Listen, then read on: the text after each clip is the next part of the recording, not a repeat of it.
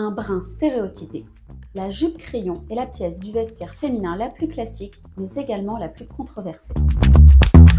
Associée aussi bien aux femmes fatales qu'aux femmes de pouvoir, qu'aux intellectuels, qu'aux stars de cinéma et qu'aux working girls, la jupe crayon a de multiples facettes qui s'inscrivent dans son histoire même. Sa naissance remonterait à une curieuse anecdote datant de 1908, date à laquelle Madame Edith Hart Auberg était la première femme passagère dans un avion. Elle aurait alors attaché un bout de fil en bas de sa jupe pour éviter que l'air passe dessous, créant ainsi pour la première fois la forme de la jupe crayon. Cette forme aurait d'ailleurs inspiré Paul Poiret pour sa robe en travers. La jupe crayon, telle qu'on la connaît, arrive un peu plus tard, en 1954.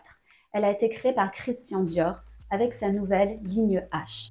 Tirant son nom de sa ressemblance avec un H majuscule, faite de lignes droites avec la taille légèrement marquée, cette silhouette avait l'avantage d'allonger les jambes tout en plaçant plus d'attention sur les hanches. On ne peut pas seulement créditer Christian Dior comme seul inventeur de la jupe crayon. Ses prémices apparaissaient déjà dans les années 40 avec les formes carrées, mais également avec le travail de Cristobal Balenciaga, qui coupait les vêtements en suivant directement les courbes du corps, sans utiliser ni rembourrage ni crinoline.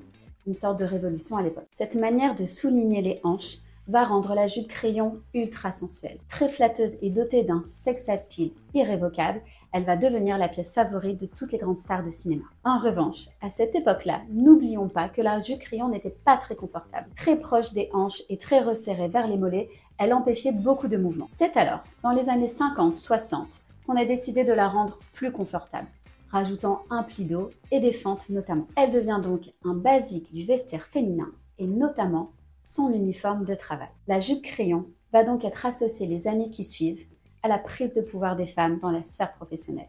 C'est donc à partir de ce moment-là que la jupe crayon devient un symbole puissant. C'est la pièce des femmes de pouvoir, la pièce des femmes qui s'assument et qui affirment leur féminité. Une arme de séduction au service d'une prise de pouvoir outrageusement féminine. La jupe devient l'accessoire de ces femmes modernes et successful. Ce symbole est utilisé dans des fictions. On peut penser à Joanne dans Mad Men, Jessica Pearson dans Suits, ou même Fallon récemment dans Dynasty. Mais cette jupe crayon revient également en force sur les podiums depuis plusieurs années. Enfin, elle continue de compléter le vestiaire de nombreuses femmes inspirantes.